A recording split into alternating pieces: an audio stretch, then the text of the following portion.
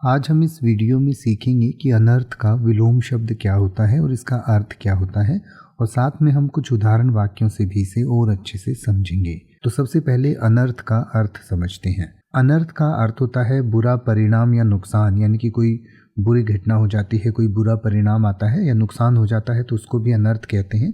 इसके अलावा इसका अर्थ अनर्थक, अर्थहीन, व्यर्थ या त्रुटिपूर्ण भी होता है, यानी कि जिसमें कोई कमी हो या जो व्यर्थ बेकार हो। इसके अलावा अनर्थ का एक और मतलब है जब कोई व्यक्ति कुछ कहे, उसका दूसरा व्यक्ति किसी और संदर्भ में बिल्कुल अलग अर्थ निकाल ले तो उसे भी अनर्थ कहा जाता है, यानी कि अर्थ का अनर्थ होना कई बार आपने सुना होगा। तो आइए अब हम अर्थ और अनर्थ को कुछ उदाहरण वाक्यों से समझें। जैसे कि आप कह सकते हैं कि उसने अपनी मूर्खता से सब अर्थ अनर्थ कर दिया, यानी कि उसने जो है किसी बात का गलत मतलब समझ लिया और सब गड़बड़ कर दी। या फिर आप कह सकते हैं कि उसने उसकी बात को समझे बिना ही अर्थ निकाला जिससे अनर्थ हो गया, यानी कि जिससे जो बात का अर्थ है वो कुछ और ही हो गया।